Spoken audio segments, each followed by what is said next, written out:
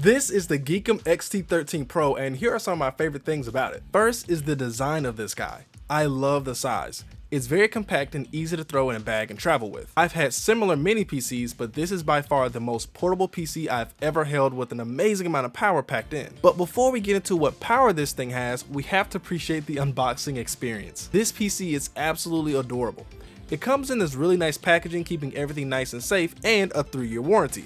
That's important. The first impressions of this little guy is very nice. The finish feels very high-end, and the gray silver metal feels cool to the touch, which I love as a tech enthusiast. For I/O, we have one rear USB 3.2 Gen 2, one rear USB 2.0, two USB 4 Gen 3 Type-C, because Type-C is confusing and you need to know exactly what you're getting, two HDMI ports 2.0, and one DC power. On the front, we have a power button, another two USB-A ports, but one with support for power delivery, and a 3.5 front stereo headset jack. Internally, we're rocking an i7-13620H with 32 gigs of RAM, plus a 1TB SSD, Wi-Fi 6E, and Bluetooth, all running Windows 11. Now, I don't know about you, but that's a lot for such a small package. Also inside the box, we have HDMI and power cables and a VESA mount, because with a computer this small, you can really mount it anywhere. It can be hard to get something this powerful in a package this small and stylish for the price it's at. As for performance, I played a bunch of different games with varying graphical levels, and with a bit of tinkering, every single game was playable. Let's start with the game that's on everything from PC to PS5 and Xbox Series consoles to the Nintendo Switch, and at one point even mobile. Apex Legends. Apex is a very unique game. The FPS shooter itself isn't super intense to run, but once you factor in this big battlefield full of real-time action, it can be kind of tough to run. But it's meant for a very large variety of systems to be able to play this game, with it being a free-to-play game. With some tweaking, I was able to get this game running at a smooth 60 FPS. I was running their limited time quads mode, which has 4 players instead of the normal 3. This could have affected performance a bit, but the total number of players in the lobby was still the same, so I'm gonna say that this would perform the same in duos or trios. Next, we have an FPS that pushes the limits of this PC a bit more graphically and technically due to it being an open world, and the fact that it's a much newer game than Apex Legends, and that game is Halo Infinite. Halo is a phenomenal game that doesn't deserve all the hate it gets, so I just had to try it out. After a few minutes of shaders compiling and the game deciding if it wanted to work, I got the full campaign running at a playable 30 FPS, which for a device like this, without a dedicated GPU,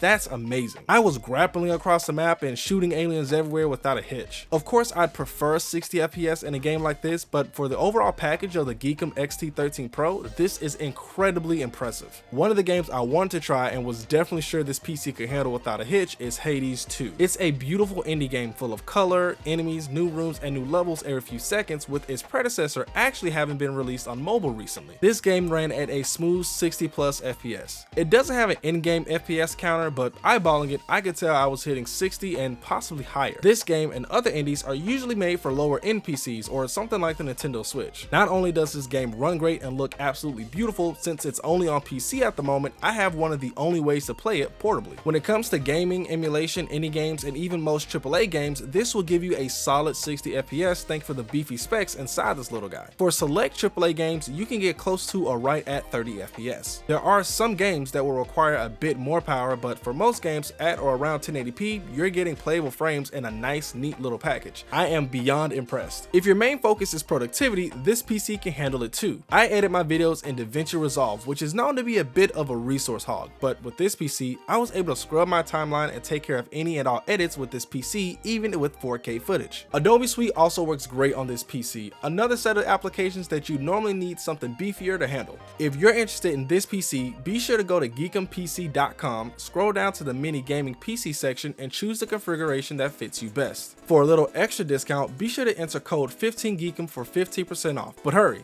this discount won't last forever. For mini PCs for home, gaming, or productivity, be sure to go to geekompc.com for just about anything you'd ever need. This is the best bang for your buck.